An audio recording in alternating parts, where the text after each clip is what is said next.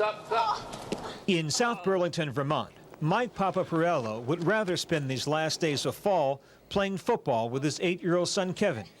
Instead, this National Guardsman is packing for his first deployment to Afghanistan and preparing to watch the president's speech tonight. I would like to hear from the Commander-in-Chief a solid vision to solidify the situation over there. 1,500 Vermont Guardsmen have been training in this mock-up Afghan village in Jericho, Vermont. Their mission? Train the Afghan National Army and police. One of the hardest parts of going to war, the major says, telling his wife, daughter, and especially his son. He took it pretty hard, yeah. But he's a good kid. He's strong. This is the largest deployment of the Vermont National Guard to a war zone since World War II. The citizens of this small state know well the high cost of war, but so do many American families.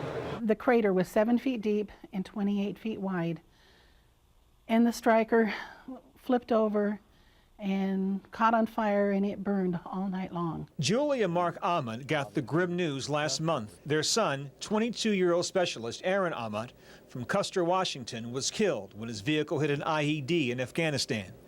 Despite their loss, they support their president's decision to send more troops. If we don't send more troops in now, they're going to continue to pick us off, just like they have been doing, and we'll lose them 1 and 2 and 6 and 7 and 8 at a time, like what has happened with Aaron's unit. A common question we heard from military families across the nation tonight: what's the president's exit strategy? I'd like to hear what the mission is and then what he's going to do to ensure that we can accomplish that.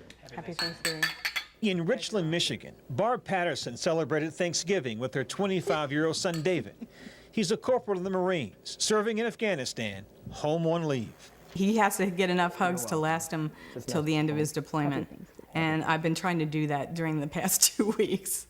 Back in Vermont, Major Papaparello's wife, Beth, knows the feeling. It's scary to think about him going over there. Tonight, like much of the nation, this family will listen to the Commander-in-Chief and do what military families always do: their duty. Byron Pitts, CBS News, South Burlington, Vermont.